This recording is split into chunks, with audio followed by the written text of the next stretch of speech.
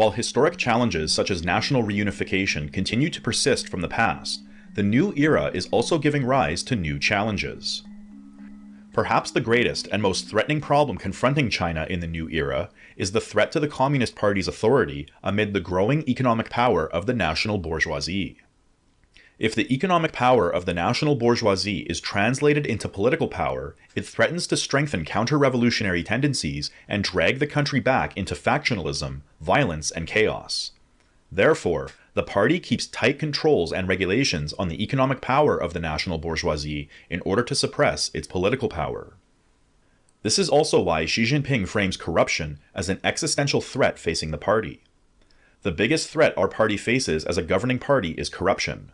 Facts prove that if corruption is allowed to spread, it will eventually lead to the destruction of a party and the fall of a government.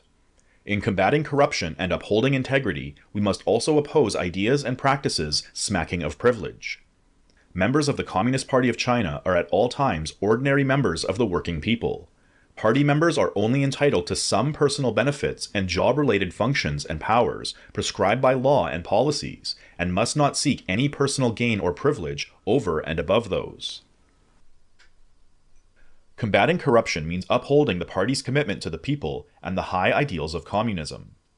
The party came to power through unwavering dedication to the people, demonstrating unparalleled sacrifices in serving their interests. And today's leaders have large shoes to fill in upholding the legacy of the party and continuing the long march down the socialist road.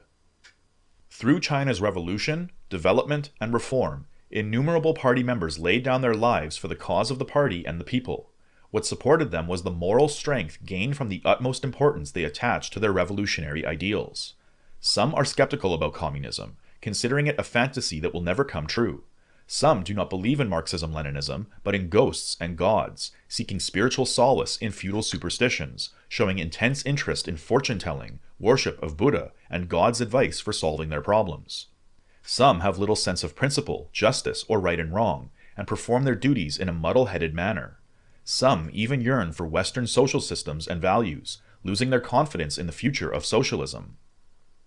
And others adopt an equivocal attitude towards political provocations against the leadership of the Communist Party of China, the path of socialism with Chinese characteristics, and other matters of principle. They passively avoid relevant arguments without the courage to express their opinions, or even deliberately deliver ambiguous messages. Isn't it a monstrous absurdity that party officials, especially high-ranking ones, take no position in the face of major issues of principle, political incidents, and sensitive issues? As part of its efforts to combat party corruption and promote upright public officials, party discipline is enforced from the highest to lowest ranks. All party members are mandated to learn the teachings of Marx, Engels, Lenin, Mao, Deng Xiaoping theory, the Three Represents, the scientific outlook on development, and Xi Jinping thought to grasp the history, outlook, tactics, strategies, and goals of the party. Xi Jinping emphasizes that studying these works helps ensure ideological unity, strengthen the legitimacy of the Chinese Communist Party, and guide future governance. Learning from past leaders and adapting Marxism to China's evolving needs helps maintain political stability, reinforce party discipline, and address modern challenges while promoting a distinct Chinese path forward. Xi Jinping asserts that communism is not as simple as a meal of goulash, and it cannot be attained easily, but we cannot dismiss it as an illusion or choose not to be loyal communists just because there is a long way to go. Our revolutionary ideals are of supreme importance.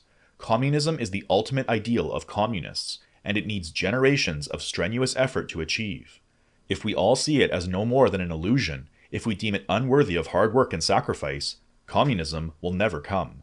What we do today in upholding and developing Chinese socialism is the real effort towards the ultimate ideal. Revolutionary ideals are more important than anything else. The party is called the Communist Party of China because since day one, our party has made communism its highest ideal. The reason our party is able to rise again and again through hardships and adversities is because the party has always held on to this great ideal and aspiration. In addition to the Chinese classics of Marxism-Leninism, members of the Communist Party are also encouraged to gain an appreciation of the best traditions of Chinese thought, such as Confucianism. Confucian ideals of ethical leadership, moral governance, and social harmony align well with the party's focus on integrity, particularly in regards to anti-corruption efforts.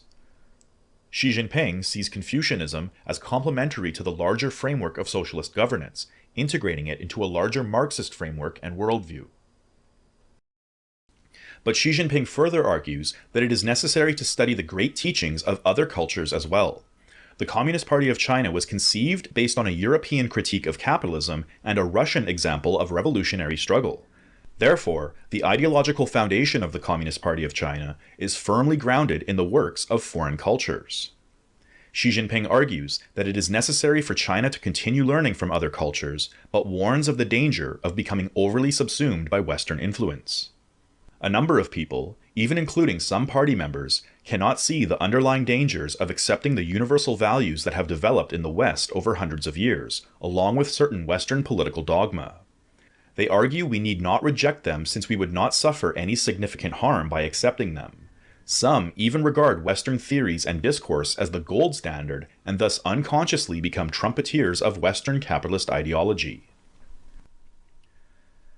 Studying Marxist classics, the theory of socialism with Chinese characteristics, the great works of traditional Chinese culture, as well as the worldly literature of other civilizations, is necessary for cultivating strong socialist values and practices. Xi Jinping explains that the core socialist values that we should cultivate and practice are prosperity, democracy, civility, harmony, freedom, equality, justice, the rule of law, patriotism, dedication, integrity, and friendship. This not only means adhering to the constitution, direction, and strategy of the party, but going beyond what is required through a sense of patriotic and socialist duty in contributing towards national rejuvenation. The ideal party official is honest, well-read, incorruptible, pragmatic, and unwavering in his or her commitment to the lofty goal of achieving a communist society. However, only a small minority of party members approach this high standard. Some party officials have learned socialist theory by rote and don't have a firm grasp on how their role relates to the broader social totality. Some party officials simply join the party as a means of advancing their careers in the public sector. Others have become complacent, having given up on the prospect of ever achieving a communist society and simply go through the motions. Still others seek to do the bare minimum to get by and avoid making any difficult decisions for fear of being scrutinized and pass the buck down to lower officials. In Xi Jinping's words, the main features of self-indulgence are mental laxity, resting on one's laurels, vanity, coveting pleasure, pursuing ostentation, and seeking to keep oneself amused. Some party officials have become demoralized, and their faith has been shaken. Their philosophy of life is to indulge themselves in pleasure-seeking, drinking your fill as long as you have wine to drink, and seizing the moments of contentment in life and making the most of them. Some have abandoned their ideals in favor of material comforts, vulgar amusements, revelry, drinking, and a life of luxury. Some take on easy tasks and shirk hard work because they have no taste for hardship and effort. They lack motivation and new goals because they are happy with the status quo, satisfied with their limited knowledge and understanding, and content with their past achievements. They idle through the day flipping through newspapers, drinking tea, and chatting, their gaze wandering abstractly because they have no purpose.